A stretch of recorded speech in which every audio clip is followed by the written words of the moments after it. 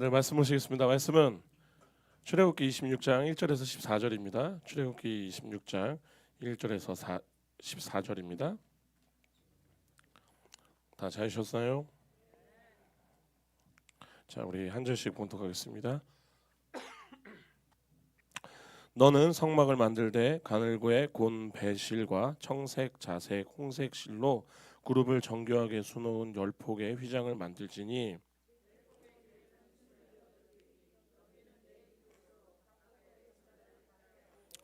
그 휘장 5폭을 서로 연결하며 다른 5폭도 서로 연결하고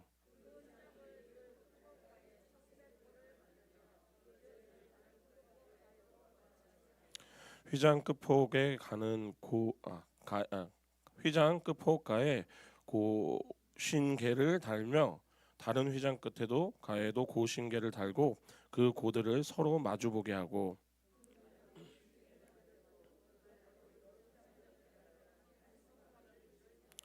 그 성막을 덮는 막 곧 휘장을 염소의 털로 만들되 11폭으로 만들지며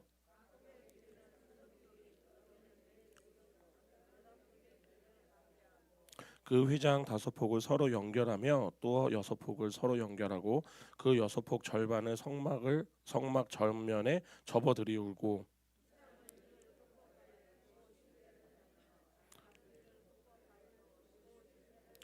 놋 갈고리 50개를 만들고 그 갈고리로 그 고를 회어 연결하여 한 막이 되게 하고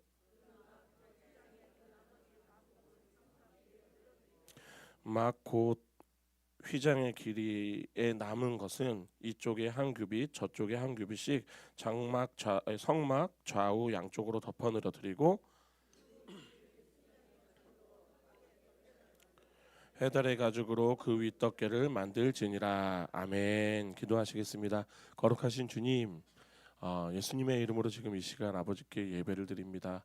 하나님께서 전하시는 이 말씀, 이 성막, 더 나아가서 이 덮개와 이 기둥, 그 널판들, 주님, 오늘 주님께서 이것으로 우리에게 무엇을 말하는지 잘 듣게 하시고 깨달았다면 주님 살아내는 자들 되게 하여 주시옵소서.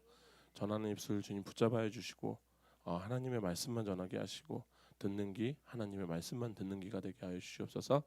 주님께 모든 것을 맡깁니다. 예수님의 이름으로 기도드립니다. 아멘. 또 먼저 우리 이른 아침 봄이에요. 완전한 봄인 것 같아요. 그죠? 아직까지 찬 것 같아요. 제가 생각해 보니까 봄은 아직 아닌 것 같아. 제가 이렇게 그냥 잘 왔다 갔다 해요. 별 신경 안 쓰셔도 돼요. 어찌됐든 그럼에도 불구하고 또 이른 아침서부터 우리 교회를 섬겨주신 많은 분들께 교회를 대표해서 감사의 말씀을 드리겠습니다. 감사합니다. 그리고 이 자리에 함께하신 우리 예배자, 우리 많은 성도님들 또 주님의 이름으로 환영하고 축복합니다. 아멘. 자, 지금 현재 제가 지금 눈도 잘 안 보이고 목도 지금 좀 별로 안 좋아갖고 지금 제가 좀 불편하긴 한데, 그러니까 제가 불편한 거지. 그러니까 제가 전할 때 좀 불편하더라도 좀 이해를 해달라고 말씀을 드리는 거예요. 자, 지금 현재 우리가 작년 12월 21일이었어요. 그때부터 시작을 해서 지금 10주 동안 광야의 성막을 통해서 우리의 구원의 여정을 지금 함께 걸어왔어요. 동쪽 유일한 문을 지났고 번제단에서 피 묻은 십자가를 경험했고 물두멍에서 우리의 성화 씻음을 받았으며 성소 안으로 들어가서 떡상에서 하나님께서 우리에게 준비해 주신 양식을 먹었고 등잔대를 통하여서 이 세상의 빛 하나님 예수 그리스도의 그 빛을 받았어요. 그리고 분향단을 거쳐서 우리 분향단에서 우리의 기도와 더불어서 예수 그리스도의 그 중보의 기도 그렇게 우리가 마침내 지성소로 닿았죠. 그리고 골고다 언덕에서 예수님이 내가 다 이루었다라고 얘기하신 선포할 때 휘장이 찢어지셨고 그렇게 절망의 벽이 무너졌고 그렇게 우리가 지성소 안으로 들어가서 딱 봤을 때 뭐가 있었다? 언약궤. 그리고 그 언약궤를 딱 보고 있으면 그 안에 뭐가 있었다? 우리의 반역이 있었죠. 깨어진 돌판이 있었고 탐욕이 있었죠. 만나의 항아리가 있었고 교만이 있어서 쌍난 아론의 지팡이가 있었어요. 이거는 뭐다? 우리의 정과예요. 여기 계신 분들 일단 정과 3범들 다. 그런데 사실은 그 율법만을 봤을 때 우리는 다 죽어야 되죠.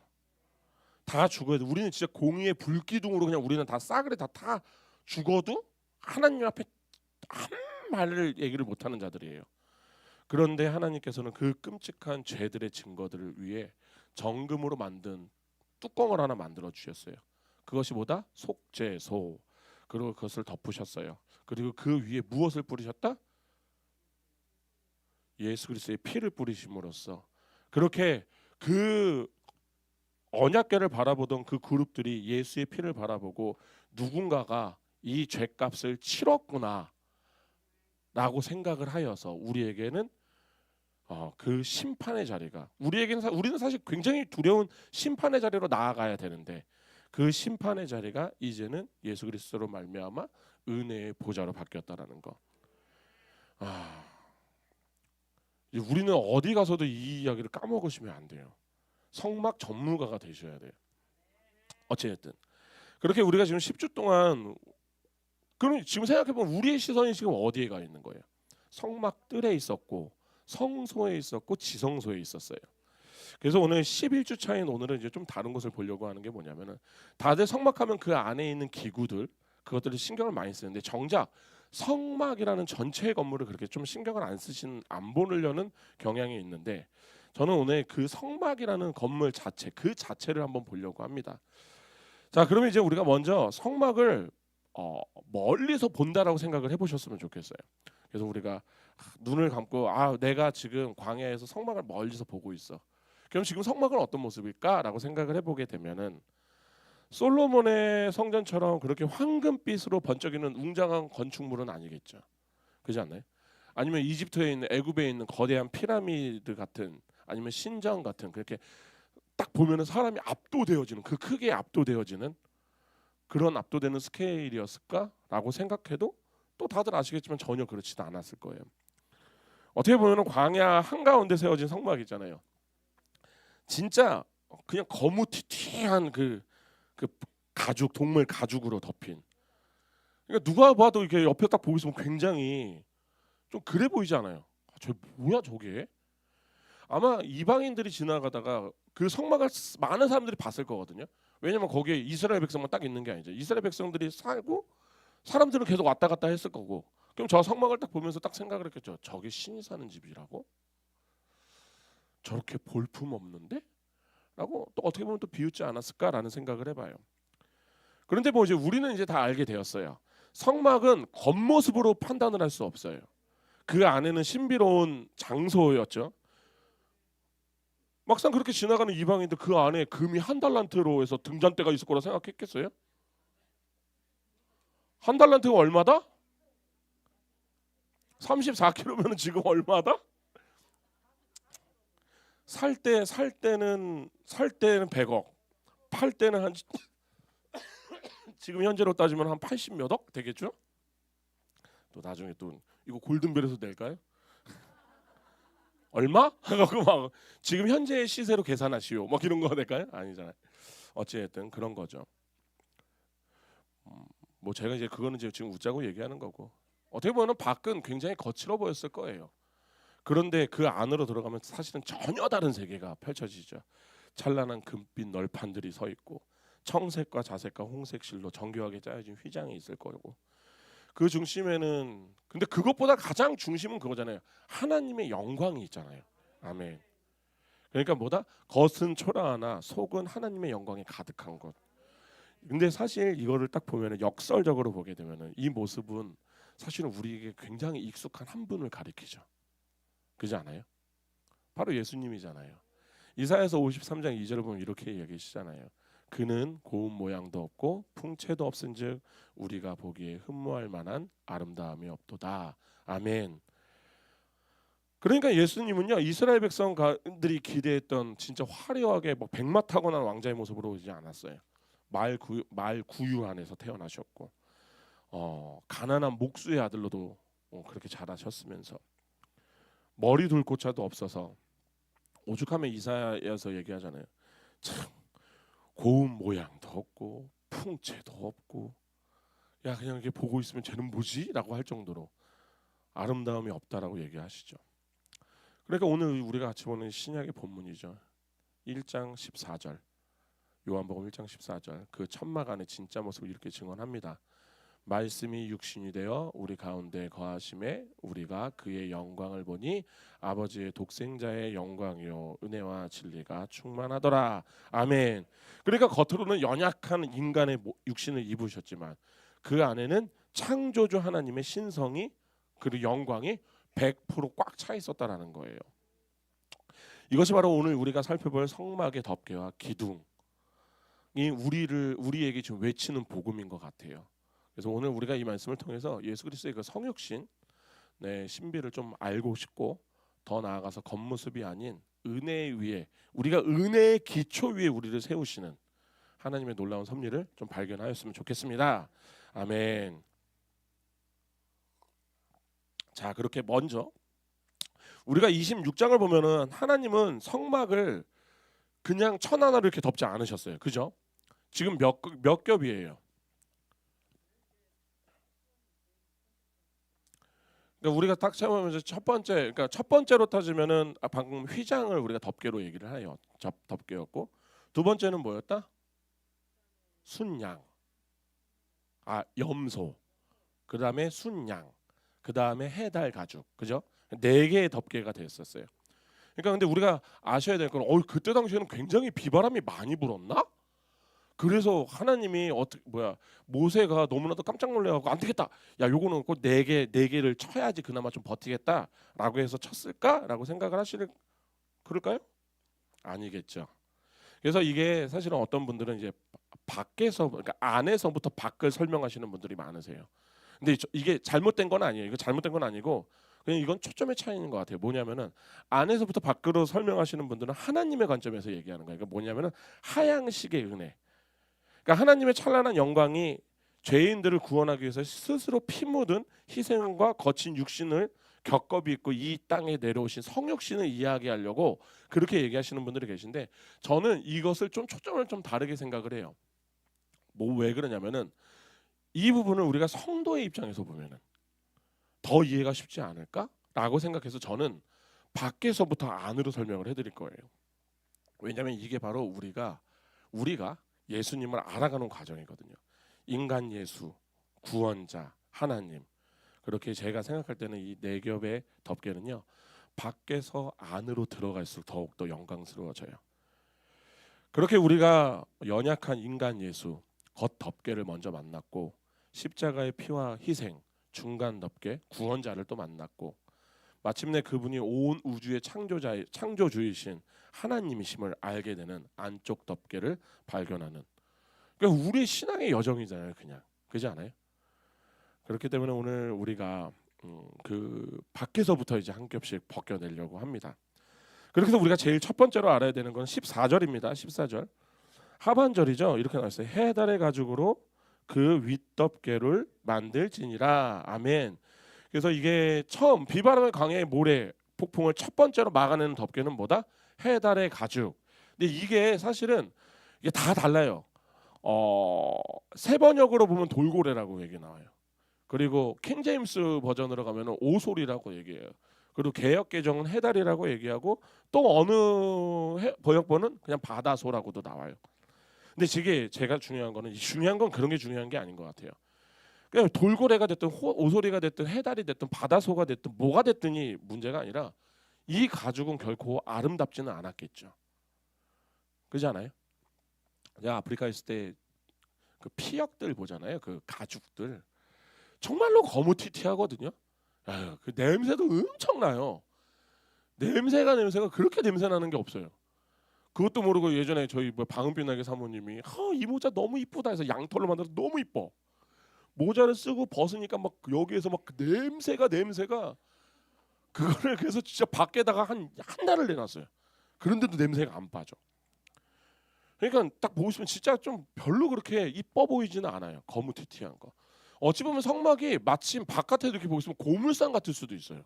저 뭐야? 그러니까 절대로 사람의 눈을 이끌 수 있는 모습이 아니에요. 이게 바로 예수 그리스도의 인성을 뜻하는 거예요. 완벽한 인성. 예수님은 하나님이세요. 아멘.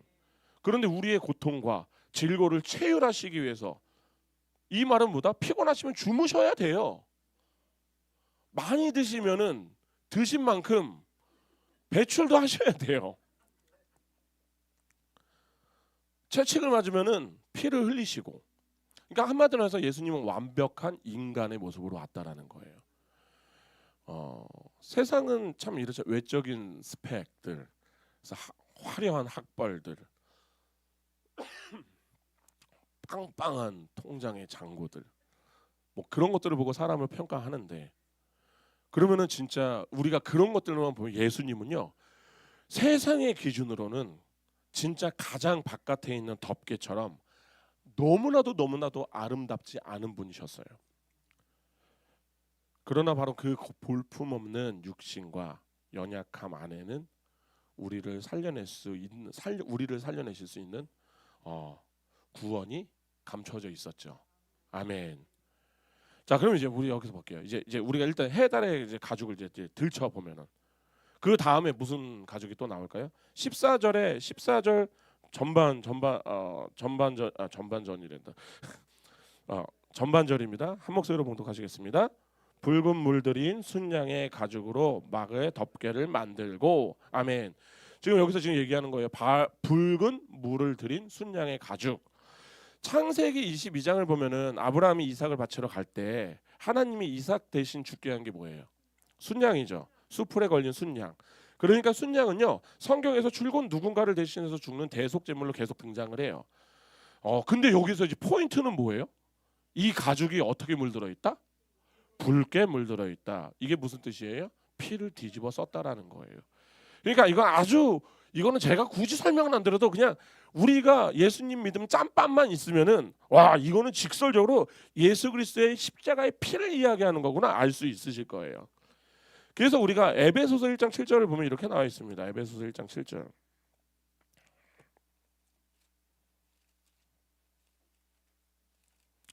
에베소서 1장 7절을 보면요, 이렇게 나와 있습니다. 우리 한 목소리로 찾으셨나요? 한 목소리로 봉독하시겠습니다. 우리는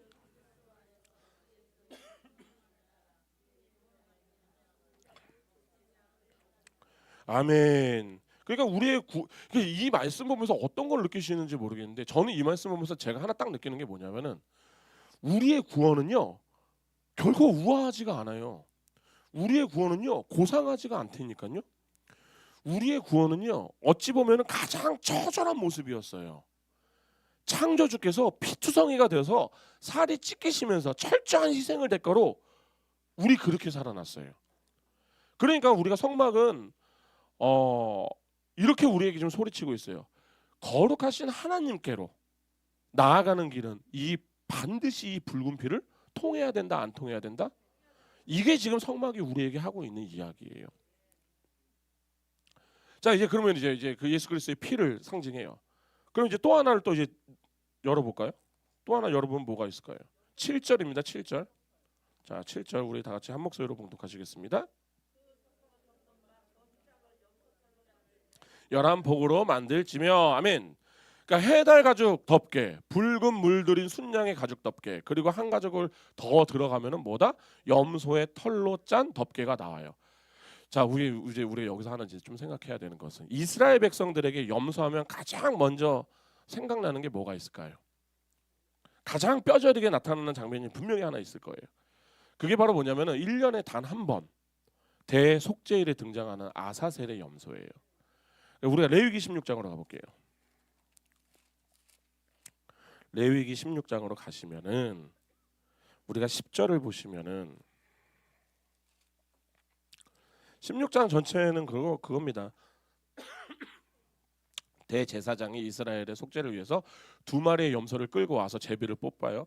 그리고 한 마리는 여호와를 위한 염소라고 해서 그 염소의 피는 뭐다? 우리의 죄를 담당해요. 그래서 제가 지난주에 말씀드렸죠. 속죄소에게 말씀드렸죠. 어떻게 해요? 잡은 염소의 피를 들고 다시 들어가요. 그래서 속죄소에서 뿌려요. 그죠? 지난주에 들으셨죠? 예전 것은 지나가고 다 또 새로운 여기는 벌써 성막을 11주나 하고 있어? 막 이렇게 생각하시면 안 돼요. 다 기억하셔야 돼요. 어찌됐든 그런데 이제 제가 여기서 조금 논란이 되는 부분이 있어서 이거는 설명을 드리고 가야 될 것 같아요. 뭐냐면 우리 레위기 16장 10절을 보세요. 16장 10절을 보시면은 이 구절이 나와요. 아사셀을 위하여. 이게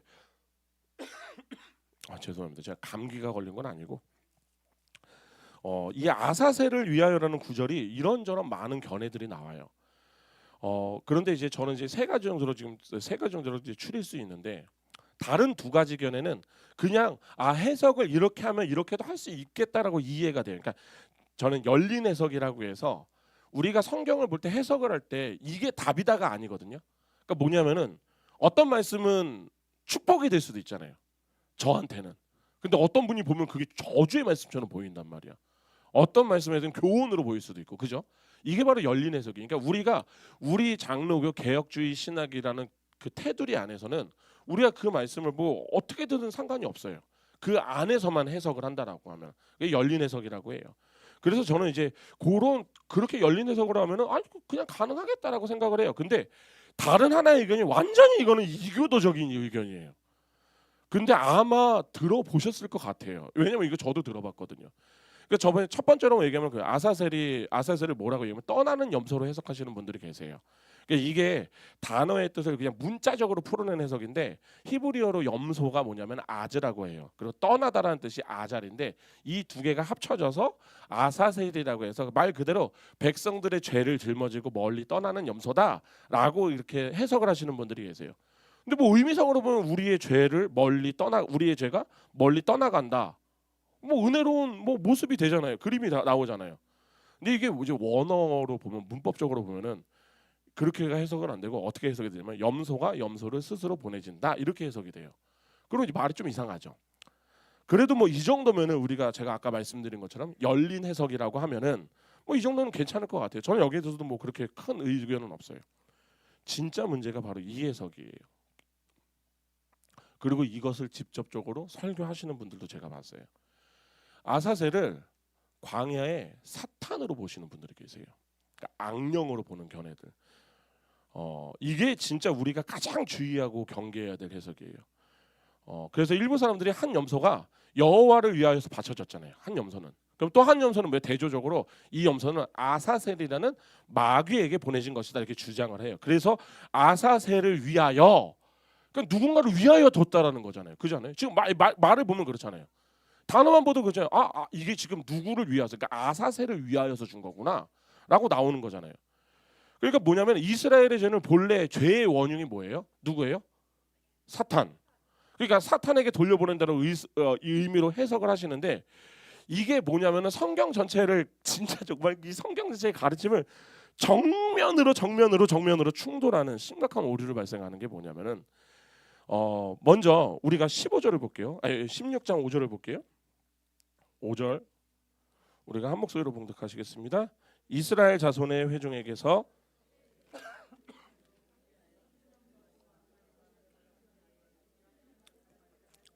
아멘. 여기에서 뭐라고 해요? 속죄 제물이라고 하죠. 속죄 제물로 하나님께서 취한 것이라고 말씀을 드려요. 그리고 17장 7절로 가볼게요. 17장 7절을 가면은 자, 다 같이 한 목소리로 봉독하시겠습니다. 그들은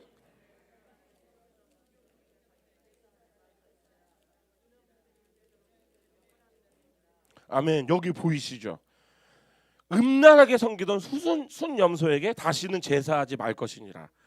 이게 그냥 이때만 하지 마가 아니잖아요. 대대로. 그러니까 하면 죽어나 돼. 지금 그 얘기를 하신 거예요.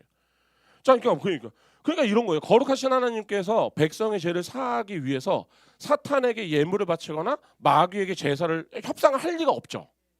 따라서 이 교회는요, 우리 개혁주의 신학하고는 그냥 비성경적 주장이에요. 진짜 조심해야 돼요. 아시겠나요? 이거는 만약 혹시나 이런 얘기 하시는 분들 계시면 이런 분들이 이제 실수를 하는 이유가 그냥 한 절만 봐서 그래요. 아사셀을 위하여. 그리고 이게 고대 문헌에도 이게 나와 있기는 해요. 그런데 그게 진짜 우리가 해석을 할 때는 장으로 봐야 된다고 제가 항상 말씀을 드리는 게 바로 거예요. 그리고 세 번째는 이겁니다. 아사셀을 바위가 많은 낭떠러지, 그 사람이 살지 않는 곳으로 보낸다라고 해석하는 경우예요. 근데 이 견해를 따르면은 원어의 그 전치사 있어요. 전치사가 목적이 아니라 방향을 의미한다라는 거예요. 그러니까 아사셀이라는 대상을 위해 보내는 것이 아니라 아사셀이라고 하는 험준한 낭떠러지가 있는 지역으로 내보낸다는 뜻. 그러니까 좀 지루하실 수 있는데 이게 문법적으로 이해가 되면 순식간에 해결이 돼요. 이게 뭐냐면 이게 아사셀을 위하여 있잖아요. 이게 히브리어 원어가 뭐냐면 라자젤이에요. 라자젤. 그러니까 여기에 뭐가 붙냐면은 전치사 레하고 명사 아사셀이 붙어서 결합된 단어예요. 그런데 히브리어 문법을 보면은 전치사 레 있잖아요. 레가 영어로 이제 번역을 할 때 어떻게 번역해요? for가 돼요. 무엇을 위하여 FOR. 그러니까 목적이나 수혜자를 뜻하기도 해요. 그런데 그것보다 더 많은 견해가 뭐냐면은 to로 해석이 또 돼요. 무엇을 향하여로 또 해석이 돼요. 그러니까 이게 뭐냐면 물리적인 이동 방향이나 목적지를 나타낼 때도 아주 빈번하게 쓰는 게 바로 이 단어예요. 그러니까 만약에 아사셀을요 인격체, 그러니까 사탄으로 보면은 포 아사셀이 되는 거예요. 그러니까 아사셀을 위하여가 되겠지만 우리가 앞서 살펴봤죠. 하나님은 얘기했다. 어떻게 얘기했어요? 사탄에게 제사를 지내지 말아라. 말하라 하면은 니네 어떻게 된다? 죽는다. 내가 없앤다. 그래서 그걸 니네들 지금만 하지 말고 대대로. 그죠? 그러면 일단적으로 이게 안 맞아요. 그죠? 그런데 반면에서 아사셀을요 장소로 이해를 한다라면은 전치사례가 자연스럽게 장소를 향한 방향을 나타내는 거라면 그러면은 투 아사셀이 되는 거예요. 그러니까 낭떠러지로 향하는, 광야로 향하는이 되는 거예요. 그래서 우리가 실제로 21절하고 22절 볼게요. 레위기 21절 22절을 보면은 마지막에 다 이렇게 나와요.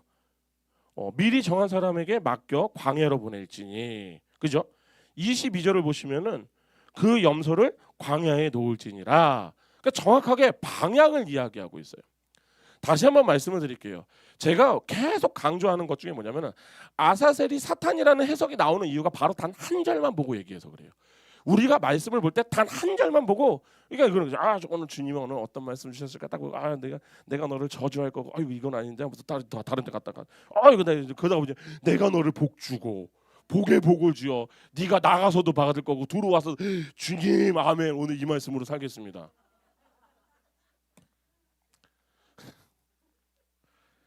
제발 그렇게 하시면 안 돼요. 그래서 제가 항상 말씀드려요. 성경은요 앞뒷장을 같이 봐야 돼요. 무조건 만약에 창세기 3장 10절이다. 그럼 창세기 한 장은 3장은 무조건 봐야 돼요. 그리고 더 나아가서 2장과 4장을 같이 봐야 돼요. 그래야지 문맥으로 봐야지 성경이 해석이 돼요. 근데 우리는 자꾸만 한 절만 보려고 해요. 그러니까 우리가 굉장히 많은 오류에 빠지게 되는 거예요. 여하튼 자 그렇게 되면 이런 거예요. 전혀 지금 사람이 살 수 없는 광야 바위투성이가 밖에 없는 낭떠러지로 염소를 지금 내몰아서 다시는 이스라엘의 진영으로 돌아오지 못하게 한다라고 이야기를 해요. 그러니까 이것이 그럼 무엇을 상징할까 보면은 바로 이런 거죠. 우리의 죄의 완전한 소멸을 뜻하는 거죠. 그렇지 않나요? 우리의 모든 죄악과 허물을 거룩하신 하나님께서 하나님의 백성의 공동체에서부터 완전히 분리시켜 버리는 거잖아요. 그리고 다시는 찾아올 수 없는 깊은 낭떠러지로 던져버리는 거. 그러니까 이것을 지금 우리의 구원을 시각적으로 보여주시는 거예요. 하나님이 시청각 자료라고 생각하시면 돼요. 그리고 저는 이 해석에 100% 동의가 돼요. 그러니까 꼭 생각하셔야 돼요. 아사셀은 사탄이다. 이런 해석은 얘기하시면 그분을 위해서 기도해 주세요. 그리고 저분이 빨리 하나님을 만났으면 좋겠다라고 얘기하시면 돼요. 자 어쨌든 이런 겁니다. 지금 대제사장은요 이 살아있는 염소의 머리 위에다 두 손을 얹고 이스라엘 자손의 모든 불의와 모든 범죄를 낱낱이 고백해요. 이게 바로 그 염소에게 전가를 하고 있는 행위인 거예요. 그리고 나서 어떻게 합니까? 방금 말씀드렸죠. 22절을 보면 염소가 그들의 모든 불의를 지고 접근하기 어려운 땅에 이르거든 그는 그 염소를 광야에 놓을지니라. 아멘. 여기 참 이 말씀이 어떤 말씀으로 보이실지 모르겠는데 이거 되게 악한 말씀이거든요. 사람은 진짜 인간의 악함이 그대로 나와요. 이게 뭐냐면은 아마도 이게 우리가 예수님을 십자가에 못 박았던 행동이에요. 아사셀을 보내잖아요. 그러면 혹시나 그 염소가 돌아올까 봐 있잖아요. 따라가요. 몰래. 근데 얘가 가다가 내가 여기 왜 가는 거야? 저기 가니까 아무것도 없고 난 집으로 가야 되겠다 돌잖아요. 그럼 거기에서 뒤에서 보던 그 사람이 돌을 던지거나 막대기를 들고 와서 다시 쫓아요. 끝까지 쫓아요. 그리고 나서 절대 못 돌아오는 곳에 가면 그때 돌아와요. 사람은. 그렇게 아사셀이 어떻게 돼요? 아사셀의 염소가 어떻게 돼요? 그렇게 해서 광야로 나가면 그 굶주린 들짐승들이 있을 거고 낭떠러지 바위투성이인 그곳에서 그렇게 우리의 모든 죄를 뒤집어 쓰고 거기서 울부짖고 죽으시 갔죠. 죽겠죠. 그렇지 않나요? 그리고 백성들은 그 염소가 광야로 멀어질수록 그 뒷모습을 보면서 무슨 생각을 할 것 같아요?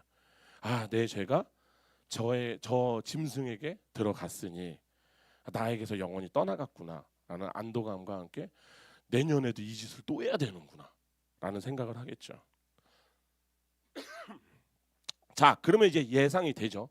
바로 이 염소의 털 덮개 있잖아요. 이게 뭐예요? 바로 우리의 모든 더럽고 추악한 죄를 고스란히 뒤집어 쓰시고 영문 밖에서 철저하게 버림을 받고 죽으신 예수 그리스도의 철저한 대속과 버림 받으심을 완벽하게 상징하는 거예요. 아멘. 예수님이 골고다 십자가에서 우리가 이제 부활절 우리 고난 주간에도 우리가 또 나누겠지만 나의 하나님 어찌하여 나를 버리셨나이까. 참 이건 굉장히 마음 아픈 절규거든요. 분명히 그 전만 해도 아버지였어요. 아버지와 아들의 관계였는데 갑자기 어느 순간인가 심판자와 죄인이 되어버렸어요. 하나님이. 그리고 그 아버지가 진노를 쏟아부기 위해서 그 아들을 철저하게 외면을 하세요. 그러니까 육체적 고통도 아프셨겠죠. 그런데 예수님의 입장에서는 가장 뭐냐면 아버지가 나를 외면했다 해요. 그지 않겠어요? 근데 왜 그렇게 버리심을 받았습니까? 바로 그분이 우리의 아사셀의 염소가 되셨기 때문이에요. 그래서 우리가 고린도후서 5장 27절을 보면 이렇게 나와요. 고린도후서 5장 21절을 볼게요. 고린도후서 5장 21절입니다.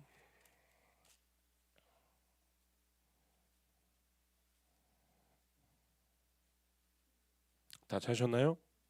5장 21절입니다. 고린도후서 한 목소리로 봉독하시겠습니다.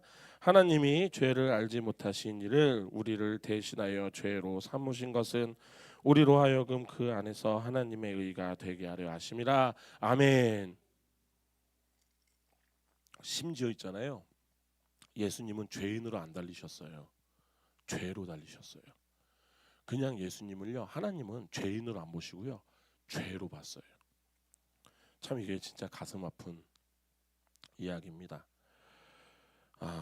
지금 방금 우리가 읽은 이 말씀처럼 염소의 털 덮개는요. 예수님이 나의 죄를 짊어지시고 대신 버림을 받으신 그 처절한 그 은혜를 우리에게 증언하고 있는 거예요. 아멘. 자, 그리고 이제 마지막 성서 안에입니다. 다시 우리 본문으로 가서 출애굽기 26장 1절이죠. 26장 1절로 다시 가서 찾으셨나요? 한 목소리로 봉독하시겠습니다. 너는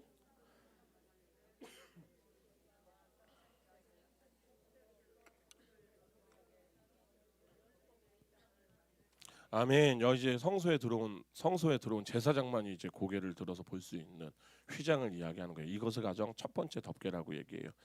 밖에는 칙칙한 무슨 가죽? 해달의 가죽. 근데 거기에서는 상상할 수 없는 게 지금 만들어진 거예요. 그 안에는 누가 밖에서 보고 그 안에 야 이렇게 화려한 휘장이 있다고란 생각을 누가 할까요? 그렇지 않나요? 그렇게 이 덮개는 가늘게 꼰 배실에서 청색과 자색과 홍색실을 엮어서 아주 정교하게 그 위에 하나님의 임재를 수호하고 있는 천사 그룹들까지도 거대하게 수놓아져 있죠. 그리고 이것은 뭐다? 모세가 임의대로 내가 사실은 하늘색을 좋아하거든. 하늘색이랑 뭐 적색, 홍색이랑 뭐 자색 정도 있으면 좋겠다. 요게 좀 색깔이 배열이 잘 맞아. 그렇게 이렇게 해라고 한 게 아니죠. 이것은 철저하게 하나님이 주신 거예요. 하나님이 이 네 가지 색으로 하라고 얘기하신 거예요. 그래서 제가 지난주인가요? 한번 지성소 우리 휘장 얘기할 때 잠깐 나눴었는데 그냥 오늘은 또 이게 사실은 이렇게 간단하게 얘기할 문제가 아니에요. 진짜 복잡한 문제인데 이거 그냥 제가 좀 더 그때보다는 좀 더 깊게 얘기를 드리면은 청색은 뭐다? 하늘을 상징한다고 얘기했죠. 24장 출애굽기 24장 10절을 보세요.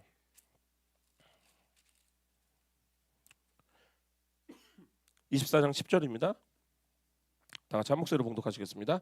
이스라엘의 하나님을 보니 그의 발 아래에는 청옥을 편 듯하고 하늘같이 청명하더라. 아멘. 지금 여기 지금 모세야 장로가 하나님을 배웠을 때를 표현한 거예요. 그런데 보았더니만 청옥을 편 듯하고 하늘같이 청명하대요. 그러니까 이런 광경이 지금 펼쳐졌다라는 거예요. 그러니까 청색실은 뭐다? 하나님은요, 예수님은요 땅에서 솟아난 피조물이 아니라 발 아래 하늘을 두신 분이라고요. 참 하나님을 보여주시는 신성의 상징, 이게 바로 청색이에요.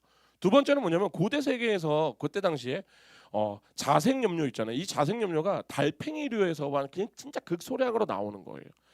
그래서 이게 오히려 황금보다 더 비쌌던, 오직 왕족들만 입을 수 있었던 권위의 색. 그리고 예수님이 이 색을 입으셨죠. 그죠? 마가복음 15장에서 입으셨잖아요. 군인들이 예수님한테 입히잖아요. 그리고 가시관 써서 경례하면서 이러잖아. 유대인의 왕, 평안할지어다. 그러니까 이게 뭐냐면 로마의 군사들은요 예수님께서 자색옷을 입혔고 그렇게 유대인의 왕이라고 조롱을 하였잖아요. 이게 영적 진리 안으로 들어가면은 예수님이 온 세상, 온 우주를 통치하고 있다라는, 이 세상이 인정했다라는 뜻이에요. 만왕의 왕이 증명됐다라는 뜻이에요. 사실 그렇잖아요. 지금도 믿지 않는 자들은 있잖아요. 그렇게 하나님을 찾아요. 근데 단지 그게 그 자리에 하나님이 있어야 되는데 다른 걸 넣어놔서 문제인 거죠. 그러니까 제가 몇 주 전에 얘기했죠. 우리는 별걸 다 믿잖아요. 나부터 시작해서 시험 볼 때 연필도 던지고 연필도 믿고 저거 같은 게 눈썹도 뽑고 별짓을 다 한단 말이야. 다 해, 그냥 할 수 있는 것. 근데 그게 우리 안에 박혀 있는 거예요. 우리는 하나님, 그러니까 우리는 어떤 존재에 의해서 살아간다는 걸 무조건 알아야 돼요. 마지막으로는 세 번째죠. 홍색실. 홍색실은 뭡니까?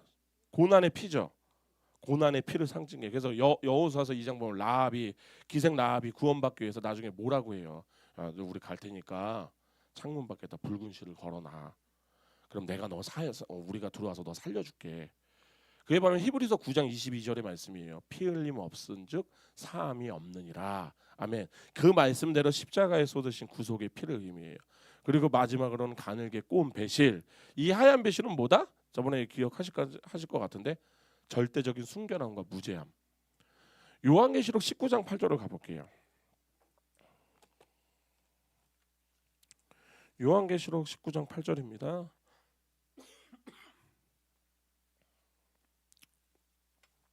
요한계시록 19장 8절이요. 다 찾으셨나요? 한 목소리로 봉독하시겠습니다. 그에게 빛나고 깨끗한 세마포 옷을 입도록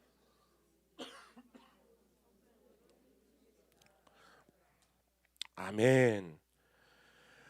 뭐라고 나와요? 세마포 옷은 성도들의 옳은 행실이라. 이 말씀이 바로 어린 양의 혼인 잔치에 참여하는 신부들, 그러니까 바로 구원받은 백성들, 성도들이 입는 옷이 바로 뭐냐? 빛나고 깨끗한 세마포라는 거예요. 그리고 이 세마포가, 이 하얀 옷이 뭐다? 성도들의 옳은 행실, 즉 의로움이라고 지금 선언을 하시는 거예요. 근데 문제는 뭐예요? 우리가 스스로 이 하얀 옷을 만들어 입을 수 있다 없다?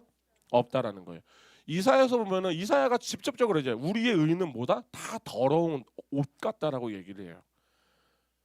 그런데 우리가 어떻게 이 그런 빛나는 이 하얀 옷을 입을 수 있을까? 베옷을 입을 수 있을까? 바로 뭐냐면은 죄 없고 순결하신 예수님이 평생을 바쳐서 완벽하게 만드신 이 그리스도의 의를 십자가에서 우리에게 친히 입혀 주셨기에, 아멘. 이것을 우리는 의의 정가라고 얘기합니다. 사실은 우리는 해달의 가죽이에요. 저만? 아무도 대답을 안 해. 해달의 가죽이니까 그래요. 목사님 해달의 가죽이셨구나. 어쩐지 그렇게 보이더라. 요즘에 거무튀튀하고 막 그런가.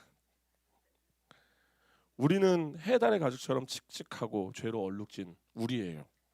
그런데 예수님께서요 그 순결함, 하얀 배실로 우리를 덮어버리신 거예요. 고로보다 하나님이 이제 내 더러운 죄를 보지 않으세요. 나를 덮고 있는 예수님의 그 하얀 세마포 옷만 보신다라는 거예요. 이게 바로 뭐다? 이게 구원이에요. 이게 복음이라고요. 자, 그러면 이제 이 네 가지 실이 그룹의 이제 무늬까지 함께 촘촘하게 박혀서 성막 전체를 또 덮고 있어요. 이게 의미하는 게 뭘까요? 예수님은요, 비록 겉으로는 흠모할 것 없는 목수의 모습, 해달의 가죽으로 오셨어요. 그런데 그분의 본질은 뭐예요? 하늘의 하나님이시죠. 청색, 만왕의 왕이세요. 자색, 우리를 위해서 피 흘릴 대속자이세요. 홍색, 죄가 없으신 순결하신 분이세요. 배실이라는 선언이에요. 이게 바로 복음의 핵심이라고요. 그래서 이제 이것을 반대로 안쪽에서부터 나열을 하게 되면 찬란한 하나님의 영광이 안쪽에서 첫 번째 휘장, 우리를 살리기 위해서 아사셀의 염소처럼 죄를 짊어지시고 염소의 털, 십자가에서 철저하게 피를 흘리신 붉은 순양 세 번째 덮개, 가장 낮고 볼품없는 우리 인간의 육신을 입고 마지막 해달의 가죽. 그래서 이 땅에 오신 것. 그래서 제가 아까 시작하면 이거는 하양식, 그죠?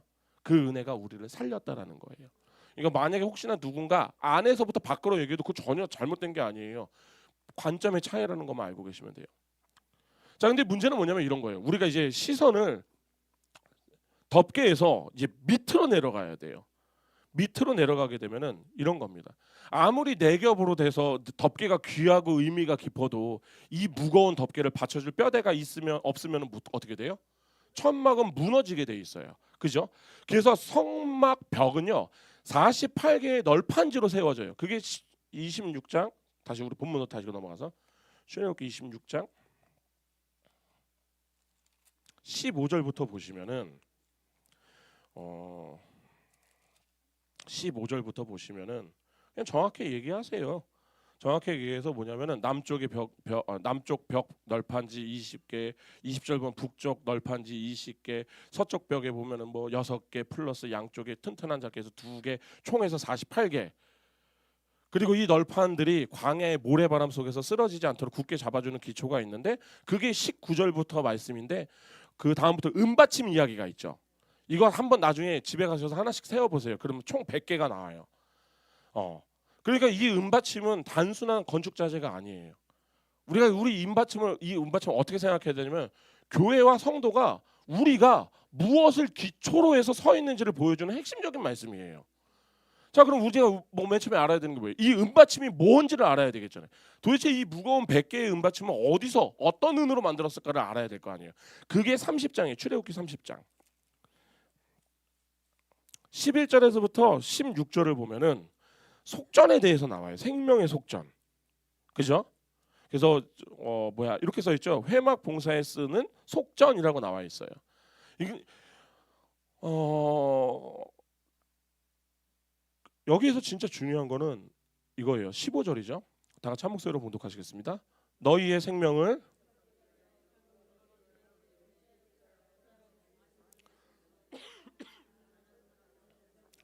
아멘. 이건 진짜 엄청난 영적 원리거든요. 하나님을 세우는 기초 있잖아요. 이 기초인 은받침은요. 누구의 헌신도, 누구의 헌금의 액수도, 누구의 직분이나 공로로 만들어진 게 아니라는 거예요. 그렇기 때문에 부자나 가난한 자나 많이 배운 자나 못 배운 자나 모든 인간은요. 하나님 앞에서 너네들 다 죄인이라니까. 그래서 너희들에게 뭐가 필요하냐면 똑같은 나의 대속의 은혜가 다 필요한 거야. 그러니까 이 성막의 기초 있잖아요. 이 속전의 은이었다라는 거. 이게 굉장히 귀한 뜻이 뭐냐면은 오늘날 우리 주사랑교회 기초 있잖아요. 우리의 선함이 아니에요. 우리가 잘난 게 아니라 우리는요. 예수 그리스도의 대속의 은혜로 세워진 거예요. 우리 교회가 그렇게 세워진 거고 이 땅 가운데 하나님의 교회 아니다. 이것들을 진짜 하나님의 교회 이것들을 아주 어쨌든 하나님이 세우신 모든 교회는 다 이렇게 십자가의 대속의 은혜로 세워졌다라는 거예요. 그래서 바울이 에베소서 2장을 가시면은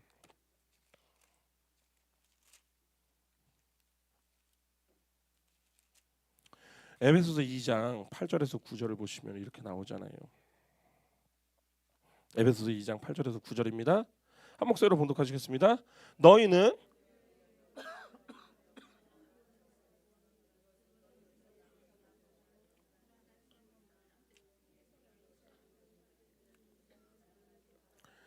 아멘. 행위에서 난 게 아니에요. 우리들이 뭘 해서 준 게 아니에요. 하나님의 선물이에요. 그래서 교회는요. 은혜로 시작해서요. 은혜로 끝나야 돼요. 아멘. 자, 그리고 이제 그 묵직한 은받침 위에 48개의 널판지가 세워져요. 이 널판지는요, 광야에서 흔히 구할 수 있는, 우리가 계속 나눠왔던 조각목 있잖아요. 그것을 잘라다가 만들어놔요. 그래서 우리가 다시 본문으로 넘어가면은 그 모든 그것을 그 조각목으로 만든 후에 어떻게 하시냐면 29절입니다. 26장 29절이요. 찾으셨나요? 한 목소리로 봉독하시겠습니다. 그 널판들을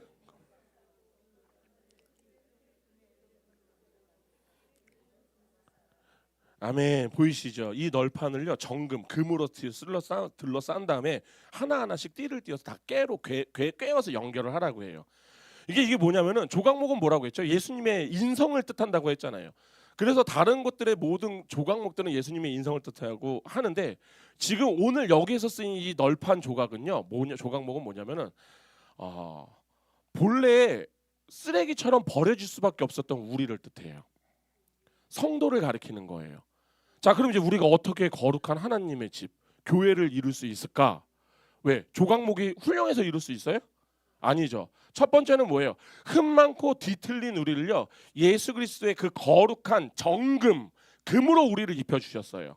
둘째는 뭔지 아세요? 세상이라는 모래밭 위에다 우리가 쓴 게 아니에요. 예수 그리스도께서 흘리신 십자가의 대속, 그 은받침 위에 우리가 섰다고요. 셋째가 뭐다? 우리는 독불 장군처럼 가는 게 아니에요. 여기 계신 모든 분들 있잖아요. 다 하나하나 연결돼 있다고요. 그러니까 우리가 누구 하나가 아프잖아요. 우리가 다 아파야 돼요.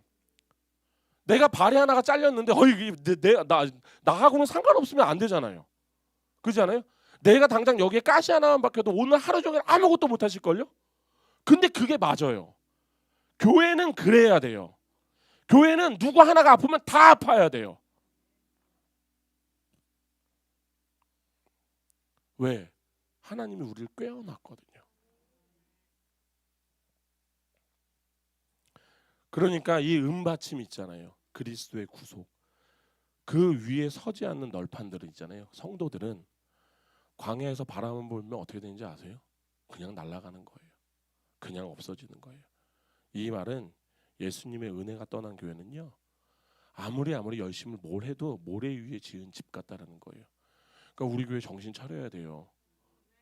우리 교회 뭐 잘 나간다 막 이런 거 얘기하시면 안 돼요. 우리 교회는 튼튼해 막 이런 얘기하시면 안 돼요. 우리는 언제든지 깨어 있어서 우리를 계속 확인을 해야 돼요. 자, 이제 말씀을 정리하겠습니다. 자, 지금 이제 오늘 보니까 성막은 위쪽으로는 4개의 덮개가 덮여 있어요. 그리고 아래쪽에는 뭐다? 은받침 100개가 받치고 있어요. 그러니까 위에서부터 덮으시는 하나님의 십자가의 은혜, 덮개, 아래에서부터 우리를 든든하게 지탱하시는 대속의 은혜, 은받침이 만나는 곳. 그게 어디다? 성막이다. 그게 어디다? 교회인 거예요. 그 안에 우리가 서는 거예요. 고로 우리 주사랑교회 있잖아요. 예수님이요 2000년 전에요, 당신의 핏값으로 산 교회예요. 아멘. 그럼 이제 우리가 참된 진짜 하나님의 백성이라면 오늘 본문 앞에는 우리는 진짜 서야죠. 그리고 철저하게 자신을 말씀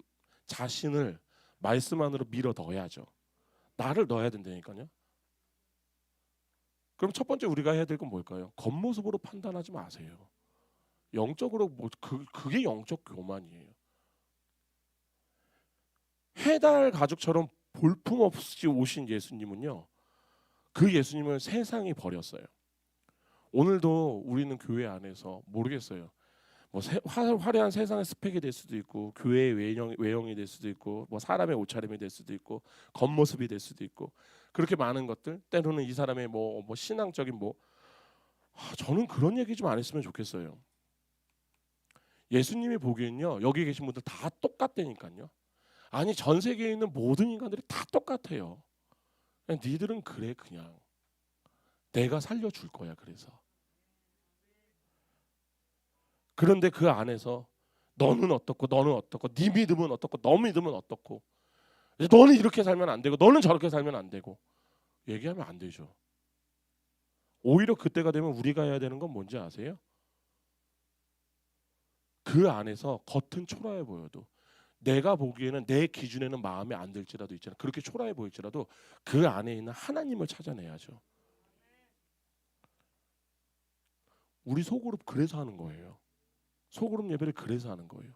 그 안에서 부족해 보일 수 있어요. 근데 부족해 보인다 부족하다고 얘기하는 게 아니라 부족하니까 이해해주고 그 안에서 하나님의 모습을 찾아주는 거예요. 그래서 우리 화이팅 합시다. 당신이나 나 똑같아요. 똑같아. 그렇게 우리는 하나님 앞에 기도해야 돼요.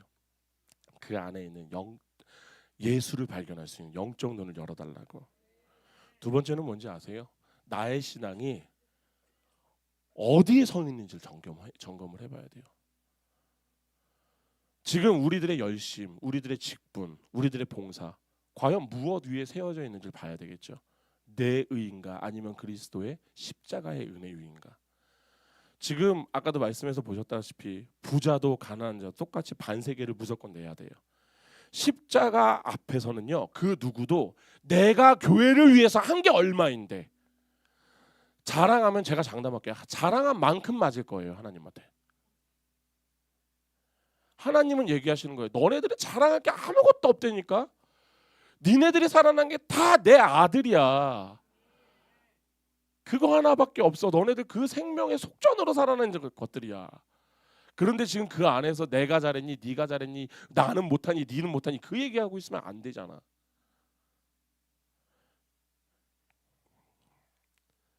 제가 왜 이 말씀드리냐면은 오직 은혜의 기초 위에 서 있는 교회만이 건강한 교회예요. 마지막으로는 이겁니다. 아까도 처음에도 말씀드렸는데 연약해요. 우리 여기 계신 분들 중에서 나는 강해, 나는 좀 더 많이 아니까, 나는 이것 좀 아니까, 난 저것 좀 아니까. 아니에요. 우리 그냥 다 연약해요. 연약한 서로가 은혜로 덮어주는 참된 공동체를 세워야 돼요. 하나님은요, 당신의 영광을요 거친 가죽으로 덮으셨어요. 우리의 추악한 죄를요 예수의 피, 붉은 피로써 그 염소, 털로 우리를 덮어주셨어요. 그렇다면 우리가 교회의 부름을 받은 우리 역시 어떻게 해야 돼요? 다른 지체의 연약함, 허물들 드러내는 것에서 아유 그것도 못 살았는데 그렇게 살아내면 안 되죠. 기도하세요. 뭐 이런 얘기, 그 얘기하기 전에 우리 같이 기도해요. 우리 같이 기도해요. 내가 더 기도 많이 할게요. 우리 힘내요. 그렇게 십자가의 사랑으로 덮어줘야 되지 않을까라는 생각을 해봅니다. 우리 이런 교회 됐으면 좋겠어요. 우리 모두 사실은 볼품없는 해달의 가죽이에요. 조각목이고 해달의 가죽이 바로 우리예요. 그런데 십자가의 피가 우리를 덮었어요. 구속의 은혜가 우리를 바치고 있어요. 그렇기 때문에 오늘도 우리는요 이 거룩한 성전으로 당당하게 살아갈 수 있는 거예요. 아멘. 그래서 저는 성막을 보면 이런 말밖에 안 돼요. 위로도 은혜요, 아래로도 은혜예요. 아멘. 그렇게 우리 한 주 동안 이 은혜의 덮개 아래서 든든히 서가면서 하나님의 영광을 발산하는 복된 삶을 사시는 우리 주사랑교회 성도 되기를 예수님의 이름으로 축원합니다. 다룩하신 주님, 위로는 십자가의 붉은 피로 우리를 덮어주시고 아래로는 대속의 은혜로 우리를 든든히 받쳐주시니 그 크신 사랑에 눈물로 감사와 영광을 올려드립니다. 그렇게 오늘 선포된 말씀, 이 말씀이 우리의 심령과 골수를 쪼개게 하여 주시옵시고 그렇게 세상의 화려함을 쫓던 눈을 들어 볼품없는 육신 속에 감추어진 십자가의 영광을 보게 하여 주시옵소서. 나의 알량한 공로를 의지하던 교만 버리게 하여 주시고 오직 예수 그리스도께서 다 이루신 생명의 속전 위에 굳게 서는 우리 되게 하여 주시옵소서. 이제 예배당을 나서서 광야 같은 세상 속으로 나아갑니다. 우리를 둘러싼 환난과 모래바람 앞에서 요동치지 않게 하여 주시옵시고 뒤틀린 조각목 같은 우리를 정금으로 입히사 하나로 묶어주신 그 연합의 비밀을 기억하여 서로가 서로를 사랑하고 덮어주는 한 주 되게 하여 주시옵소서. 그렇게 우리의 영원한 덮개 대신, 우리의 영원한 반석 대신 우리 구주 예수 그리스도의 이름으로 기도드립니다. 아멘.